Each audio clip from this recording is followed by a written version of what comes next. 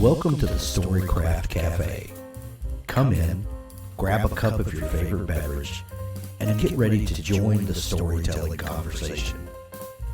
Storycraft Cafe is brought to you by Dabble, the ultimate cloud-based fiction writing software. Here we're going to bring together storytellers from all walks to encourage and empower you to craft your best story. Welcome into the Storycraft Cafe podcast. Thanks for joining us again this week. I hope your NaNoWriMo has been going amazingly. If you're listening to this episode when it first drops, we're a little over halfway through NaNoWriMo, so I hope that that's going amazingly well for you. And if you've been following along over at storycraft.cafe, there's been lots of writing sprints and people that you can connect with to help you stay motivated, stay on track, and maybe pick up a few tips along the way. We got a very special series of podcasts that I'm going to be bringing you over the next few weeks. We published a book here at Dabble. It was called Let's Write a Book, and it is 8 chapters with a conclusion and a introduction chapter. And over the next couple of weeks, we're going to release this audio book chapter by chapter. Today, we're going to have the introduction and chapter 1, and I think you're really going to enjoy this. This will step you through the process of going from nothing to writing a book, and I hope you'll enjoy it. Chapter 2, 3 Steps to Get Ready to Write. So you've got your genre and subgenre down. It must be time to get writing, right? Not so fast. Think back to when I mentioned that there's a lot more to being a writer than just your writing. In this chapter, I'm going to introduce the 3 things you should get in order before you journey into all that fun writing stuff. No, these aren't necessarily mandatory for you to do first, but I'm all about establishing that strong foundation to set you up for success. The last thing I want to see is a new writer diving into their story, getting discouraged, and giving up before that story can even see the light of day. Let's get you set up to write in 3 easy steps. Step 1. Set up your writing space. Picture this. You're sitting down to write what is sure to be a best-selling novel. Maybe you're in an Italian villa overlooking the Adriatic Sea. Maybe you've just gotten back from visiting a temple in Thailand. Or maybe you're just at a desk in your spare bedroom. Even though you can write anywhere, it is a great idea to set up a place specifically for you to write. This is your space, a place for you to put up motivational quotes and cat posters, keeping your favorite books about writing, like this one, and make as comfortable as you want. Most importantly, though, it is a place where you can distance yourself from distractions. Some of the biggest enemies your writing career will face are distractions. And while I call them enemies, they come in many forms. Social media, your phone, emails, your family, dirty dishes, laundry, video games, books, movies, snacks, shelves that need dusting, floors that need mopping, lawns that need mowing. The list is near infinite. All of these are things you could easily use to justify not writing. But when you are in your writing space, those things don't exist. You don't see the dirty dishes or laundry. You don't have a chance to play video games. This might mean disabling your computer's Wi-Fi. Your family knows that most things can wait while you're in your writing space.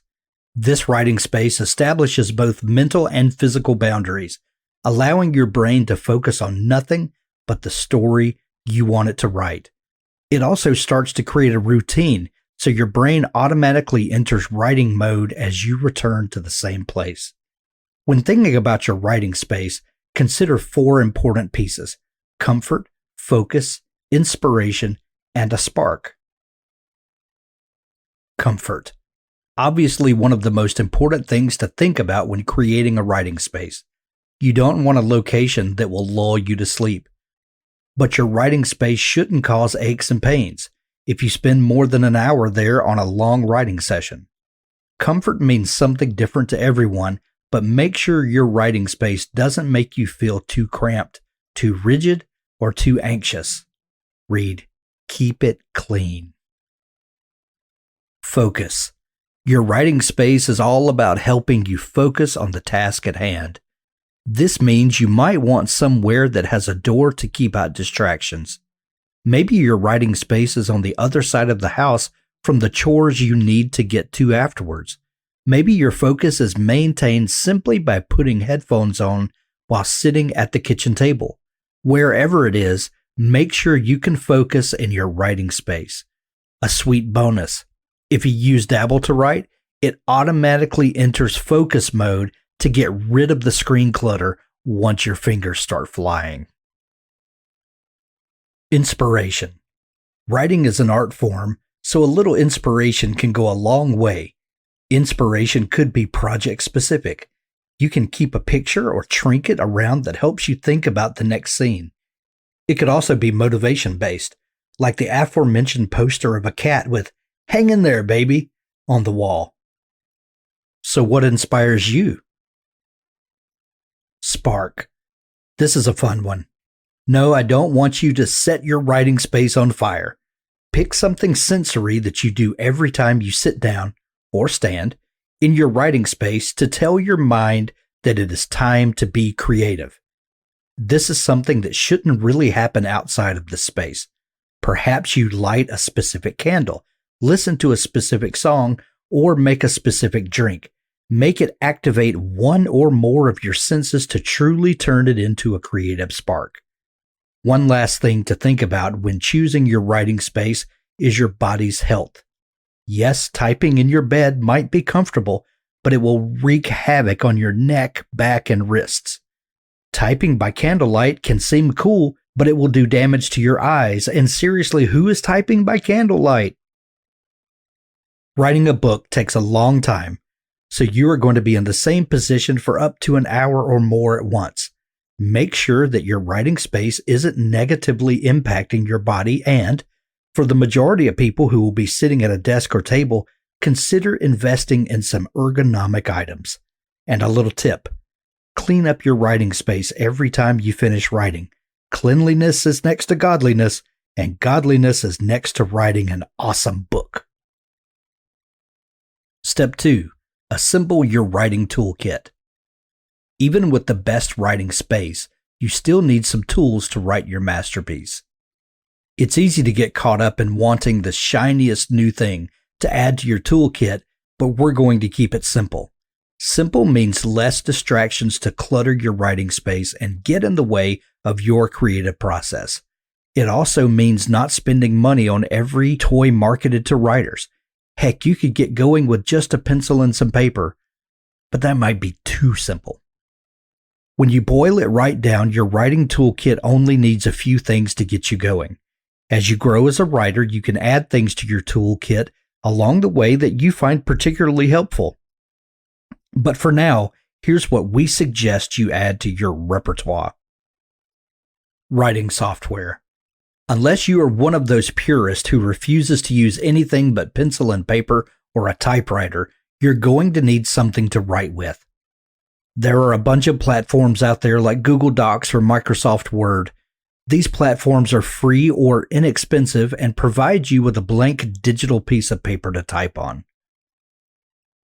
On the opposite end of the spectrum, there are platforms with so many features that most writers won't ever use them all. Your job is to find the software that works best for you. Take Dabble, for instance. Our whole thing is making a platform that is built specifically for fiction writers. In Dabble, you can separate parts, chapters, and scenes, make world and character notes that are just a single click away, and use our awesome plot grid to map out your story like the pros, so you have your notes for each scene right there as you're writing. All set in a user-friendly modern platform to limit those pesky distractions. At the end of the day, though, Only you know what's best for you. So on your journey to figuring out your writing software, why not give Dabble's premium features a try for 14 days, absolutely free, and actually free, no credit card required, by visiting www.dabblewriter.com. A timer. One of the best ways to encourage your brain to get creative is to put a time limit on it. For writers, this is especially true. Writing fiction isn't really something you can do for 8 hours a day, no matter how much you want. That would just be exhausting. My eyes hurt from thinking about staring at pages of text for 8 hours in a row. Luckily, there are 2 different tried and true methods of writing that will stimulate and train your creative muscles. Both of these methods need a timer. The first is just set a timer for an hour and don't get up until that hour is done. I hope you didn't drink too much coffee or tea before you started. If you sit down every day for an hour-long writing session, preferably at the same time each day, you will find that creativity comes more easily to you during those sessions. It becomes your writing time. A sacred hour, or 2 or 3 if you can afford that many hours in a day, where you are alone with your craft. That sounds great to me. The second method is the more fast-paced writing sprint. Made popular with modern writers by author Chris Fox in his book 5,000 Words Per Hour, writing sprints are a series of small bursts of writing. For most authors, you'll find a pattern like 15 or 20 minutes of writing, followed by a 5-minute break, then another 15 or 20 minutes of writing, then another break, repeat for as long as you can. The idea is that you write as much as you can during the sprints, not taking any time to worry about word choice, spelling, punctuation, or anything else that can be fixed up later. Get those words out, then use the break to breathe, recover, refill your coffee, answer the call of nature, text your mom back, then do it again. True to the name of his book, Fox uses this method to write 5,000 words in an hour. That's a massive number of words. Even though some of those will be cut or changed while revising and editing, this method makes finishing your first draft a lot faster. Writing sprints can be a great way to be social with other authors too. Hop on a video call in Discord or Facebook Messenger and crank out those words for 15 minutes. Then during the break, share your success and what scene you managed to write with the others and use their victories to motivate yourself. If you have a phone, you have a timer. So this item is pretty easy to add to your toolkit. If you want to embrace the magic of writing sprints, Dabble has made a tool available to every writer everywhere for absolutely free over at www.wordsprints.org. You can easily set up your own writing sprints or schedule a group one to invite your author friends. Even if you don't use this right now, keep it in mind come November and National Novel Writing Month. We've also set up an amazing community of writers over at Storycraft Cafe, where we host writing sprints every week. If you haven't checked it out, head on over and introduce yourself. It's like writing Twitter, but more fun and with cooler people. A way to take notes. Even if you think you will remember every single idea and detail that pops into your head while you're writing, you won't. Not unless you have some kind of superhuman memory that can log every little thought, no matter how small. While you're writing, ideas and inspiration will peek out from behind your words. You'll mutter, "Wow, that would be great in that last chapter," or "I want to change this detail about the frames of my villain's glasses." When those moments happen, you should write them down. If you don't, they could get lost in the void forever. You might not be a fan of making extremely detailed notes before you start writing, but taking notes as you write is a great way to make sure you limit plot holes and capitalize on inspiration when it strikes. To help out, Dabble not only has a dedicated story notes section, but you can create comments and sticky notes as you go. Note-taking has never been easier or more fun. But again, some of you purists might thrive using a pen and paper to take notes. There is nothing wrong with that. You do you, Hemingway. A few bonus tools. There are a few other items you can toss into your toolkit to make your writing a bit easier. Like I mentioned before, an item or trinket that inspires you is always handy to have. It can live in your writing space, but if it's small enough, can also be brought with you if you decide to write on the couch one morning rather than in your normal spot. Since we never stop learning or referencing what we've learned, you might want to keep a handful of your favorite writing resources close by too. Have a question about characterization or story structure after a few writing sprints? Just check your pile of resources. Not everything has to be physical either. We're always growing our own online bank of resources we call Dabble U. This is an ever-expanding library of resources made for writers just like you. Check out Dabble U at www.dabblewriter.com/dabble-u. Maybe you want your favorite pen and your writing toolkit. Maybe you want a nice bag to hold everything. Maybe you want some kind of fidget to play with while your mind tries to catch up to your typing. Your toolkit is yours, so add what you want. Just remember, simpler is often better.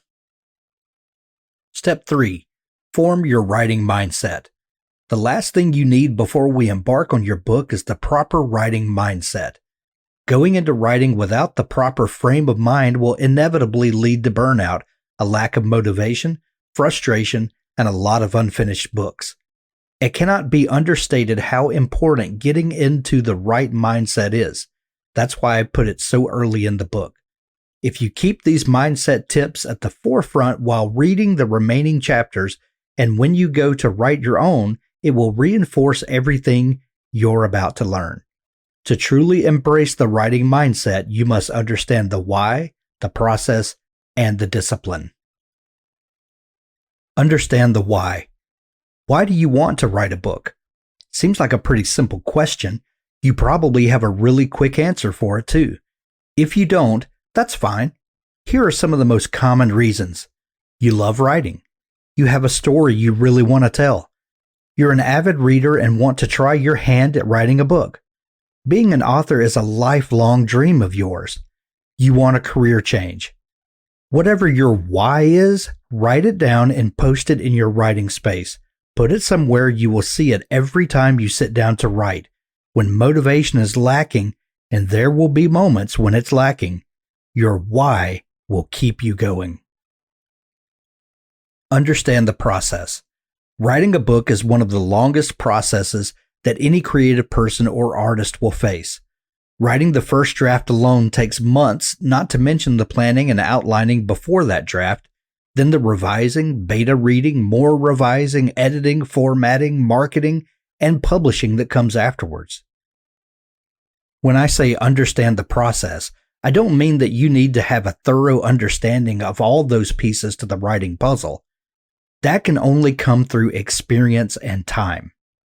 But what you need to understand is that writing isn't a quick nor an easy journey.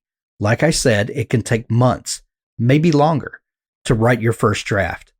That's months of waking up an hour early or spending half an hour during your lunch or after work every day to write. Every day. And if it doesn't happen every day, because we're human and that's perfectly fine, it's another day more that you need to write. That's daunting. That's downright scary. And to make matters worse, writing is hard. There are going to be setbacks and moments when you just don't want to write. There are going to be times when you're just going to stare at a blank page, and other times you will have wished the page was blank because what you wrote can be awful. The process is long and difficult, but it's totally worth it. There are few things as fulfilling as finishing the book that has been burning in your mind for years.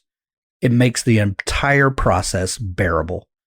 So just remember, when you are working your way through this process, it will be difficult. And it will be amazing. Understand the discipline. This touches on something from the last section, but let's elaborate on it more. Writing a book takes discipline. It takes sitting down for dozens, maybe hundreds of hours in total to start and finish your first draft.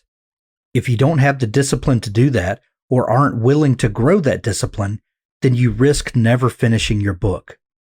You've heard it before and you'll hear it again many times before the end of this book, but the best thing you can do to establish the discipline that writers need is make writing a habit. Set aside some time every day, ideally the same time each day if that works for you. By blocking off this time for writing, you are accomplishing two important things. First, you are establishing more boundaries that have already been put in place by your writing space. These boundaries will exist for other people in your home. Your partner or kids will learn that this is time when you're busy, but they will also reinforce boundaries you've placed on yourself. No checking emails during writing time, no loading the dishwasher, no scrolling through social media for hours on end. Just write. The second thing that blocking off time accomplishes is the all-important process of habit building. It takes, on average, over 2 months of daily repetition to make a habit automatic. For some habits, it can take closer to 250 days. For others, more like 3 weeks. Writing is a little more complex than, say, making your bed as soon as you wake up in the morning, so don't go hoping for that shorter time frame. But why is building a writing habit important?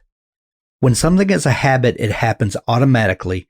You won't need to psych yourself up for writing. You won't worry about whether or not you'll be blessed with creativity today. You will just write, and you'll write a lot. By forming a writing habit, it's easy to master the discipline you need to work through your first book, and your next, and your next, and so on. We'll revisit this again when we talk about writer's block and losing motivation. What doesn't get your book written? So we've established the 3 things you need to understand before you start writing your book. Unless you're an experienced author, it's going to take some time to perfect your writing mindset. That's A-okay. Writing is a journey, and you might just be starting yours. Before we move on to the next chapter, though, I wanted to help clarify the things that don't get your book written. In the writing world, it's easy to justify procrastination, especially for first-time authors. You aren't working with the pressure of an external deadline or fans leaving a comment on every single social media post asking when the next book is coming out. So here are some common sources of procrastination that authors use to justify not writing. Spoiler, none of these are actually valid excuses. Checking email is one of the most time-consuming and momentum-disrupting activities that human beings perform throughout the day. On average, people receive 121 business emails per day. Even if you spent 1 minute reading each one, that's 2 hours of your life. That doesn't take into account the spam email we receive, the replies we have to write, and the way some emails can affect our mood and desire to write. When you're in your writing space, don't check emails. When you're writing, disable email notifications. Just ignore them. They'll be there when you return. Reading, even books about writing, is such an easy excuse for writers who don't feel like they're in the mood to write. At least it's making me a better writer, right? Is a line that has been muttered by too many authors. The best way to become a better writer is to, shockingly, write. Yes, it's important to learn about the craft, which is why I wrote this book and included resources in your writing toolkit, but there is a time for reading about writing and there is a time for writing. Those are 2 separate times, not one time shared between the 2. Posting on social media about writing is not a substitute for writing. Authors who are looking to make a living or a partial living out of their work will have to capitalize on social media, but your author platforms need you to be an author. That means writing a book. Social media is the same thing as reading about writing. Both are important, but neither of them should take the place of writing. Carve out some time, even as little as 30 minutes per week, to create and schedule some social media posts, but don't use your sacred writing time to do it. Waiting for the clouds to part and have creativity drift down from the heavens to bless your keyboard is a very specific thing that way too many writers are guilty of. Your story is living inside your mind. Your creativity, your imagination, and your writing skills are all in there too. You don't need an external force to push you every single time you need to write. You'll be waiting for a very, very long time for that to happen. You are a writer. Embrace that sentiment. Think about your why and feel empowered. Write an amazing story. You can do it, and no one or nothing else can do it for you. Now, with all that in mind, let's start planning your book. Not homework. Set up your writing space and toolkit. Another piece of not homework, and I'm not sorry about it. Take a little bit of time to set up your writing space and toolkit. Remember the key pieces you need for each. For your writing space, look for focus, comfort, inspiration, your writing spark. For your writing toolkit, include a word processor, and don't forget about Dabble's 14-day free trial at www.dabblewriter.com. A timer, a way to take notes, your favorite writing resources. Set this book down and go set up your writing space and toolkit. Then you will be ready to start working on your book. That's our episode for today. There's so much more to come as we talk with authors about the craft of writing, but also the business of publishing. Be sure to subscribe to the Storycraft Cafe podcast in your favorite podcast app to never miss an episode. The Storycraft Cafe is made possible by Dabble. Writing a book is challenging. Your writing tool shouldn't be. Dabble is an easy-to-use online writing tool packed with helpful features that allow beginning novelists and published authors to create amazing stories. Visit us at dabblewriter.com and start your free trial. Thanks for listening.